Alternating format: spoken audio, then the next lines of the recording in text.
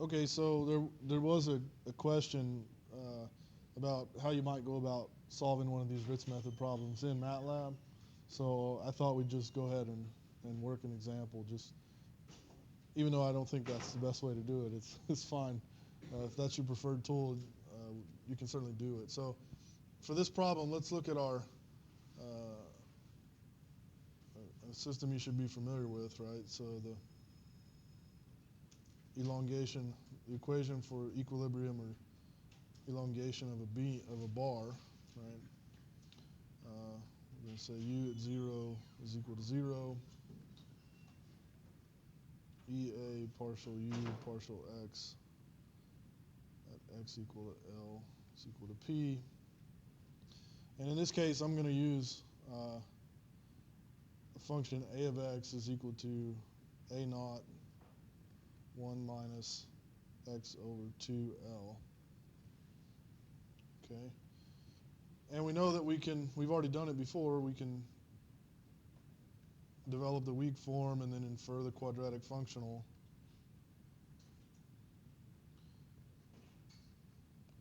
And this quadratic functional is actually where we started this whole discussion, right? I wrote this down one day and said, let's minimize this. And we got back the strong form. And it turns out that this quadratic functional is also the total potential energy of the system, right? So the first term is the total strain energy, and then that thing is the external work, right? The PU. All right, so we're going to seek a solution, or approximate a solution U, UH, that's the sum of CI, XI. All right, and so we can do that in, see how we might do that in Matlab. Can you read that?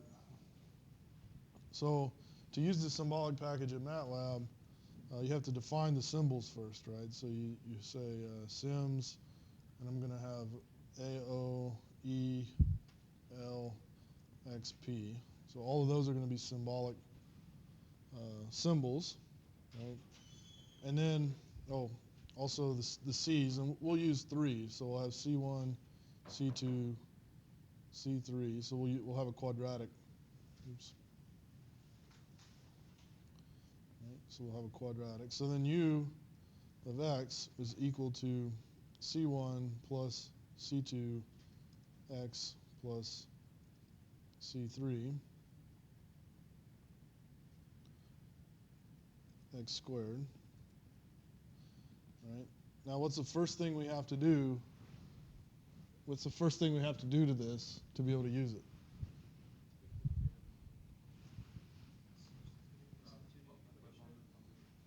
We have to ensure that it's compatible with the essential boundary conditions. Right? The natural boundary conditions are already in the quadratic functional, right? So we have to ensure that this is consistent with the essential boundary conditions, and our essential boundary condition is that u at 0 must equal 0. And so if you plug in u at 0, then you get C1 equal to 0. Right?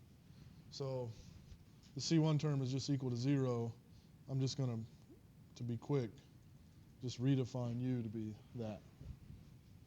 Okay? So then our quadratic functional, or the integral that we want to minimize, is the integral of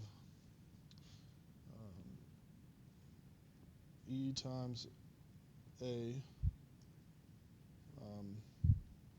Well, I never defined A, I guess.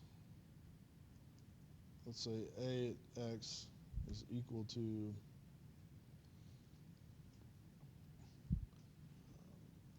A0 times 1 minus x over 2L. Right. So now we can do it. So it's the integral E times AX over 2 times the derivative of u at x with respect to x squared. Right? And we want to take that integral from x dx from x equals 0 to L. And then we have a plus p times ux out there. Right? So then we have this expression. Right? So then equation 1 is the derivative of I with respect to C2. And equation 2 is the derivative of I with respect to C3. And then we can, C2 and C3 are equal to the solution of that system of equations. So